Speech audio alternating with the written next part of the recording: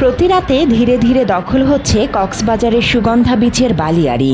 গত 3 দিনে রাতের আঁধারে বসানো হয়েছে অর্ধশতাধিক টং দোকান।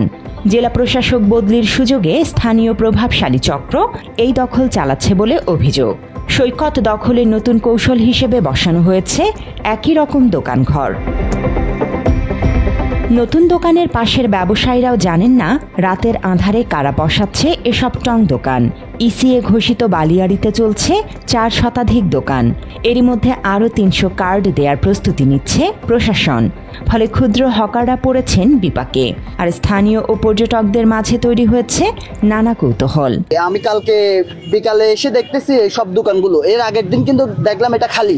এই 3টা পয়েন্টে গত 3 দিন ধরে চলছে দখল বাণিজ্য চলছে, সারা রাত। এখানে প্রশাসনের পক্ষ থেকে নিরাপত্তা বললে চলে। এখানে কোনো বিষয়ে কোনো অভিযান কিংবা কোনো কিছু হয়তো দেখিনি আমরা। এটা নতুন করে যে বালিয়াড়ি দখল করে ইসি এলাকায় বালিয়াড়ি দখল করে যে আবার নতুন করে একটা সিন্ডিকেট, এখানে যতটুকু শুনলাম ছাত্র প্রতিনিধি আছে, এসে কিছু সাংবাদিক আছে, কিছু রাজনৈতিক প্রভাবশালী ব্যক্তিবর্গ আছে, এদেরকে আবার নতুন করে যে কার ইন্ধনে এইসব দোকানগুলো আবার বসানো হচ্ছে আমার বোধগম্য নয়। আমি গত পরশুদিন এখানে সকালে এসে দেখি এগুলো সব ছিল, আগে ছিল না, এগুলো ছিল আগে, পরে এগুলো দেখছি সকালে। পরে আমি এমনি পার্সোনালি তদন্ত করে দেখছি সকাল 6টার পর থেকে নাকি কিছু ফটোগ্রাফাররা এখান থেকে ভ্যানগুলো চালিয়ে এনে এখানে বসাই দিয়েছে। স্থানীয়রা জানান, নুরুল হুদা ওরফে গুরা মিয়ার নেতৃত্বে পুরনো সিন্ডিকেটই এসব অবৈধ দোকান বসাচ্ছে। তবে এই চক্রকে প্রতিহত করার ঘোষণা সুগন্ধা বিচ ঝিনুক ব্যবসায়ী সমিতির।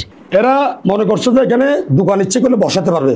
কার্ড যদি থেকে থাকতো তাহলে নির্বাহী ম্যাজিস্ট্রেট অবশ্যই এখানে থাকতো, কারণ যে ম্যাজিস্ট্রেট কার্ড দিয়েছে এই কোর্টের প্রতিনিধি ওখানে থাকতো।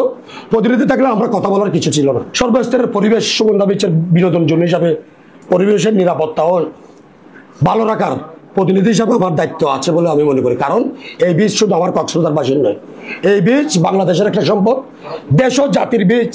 আর ভ্রাম্যমাণ এসব দোকান সম্পর্কে কিছু না জানলেও সৈকত রক্ষায় যে কোনো সিন্ডিকেটের বিরুদ্ধে 0 টলারেন্স ঘোষণা ট্যুরিস্ট পুলিশের। আমি বিচ ম্যাজিস্ট্রেট মহোদয়কে জানিয়েছি, বিচ ম্যাজিস্ট্রেট মহোদয় নতুন জেলা প্রশাসক মহোদয় আসলে বিষয়টা আলোচনা করবেন।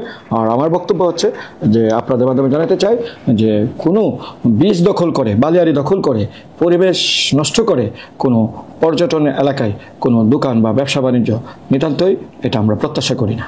স্থানীয়দের অভিযোগ, রাজনৈতিক ছত্রছায়ায় চলছে বাড়িয়ালি দখল। এতে নষ্ট হচ্ছে সৈকতের সৌন্দর্য, হারিয়ে যাচ্ছে পর্যটকদের বিনোদনের অন্যতম আকর্ষণ।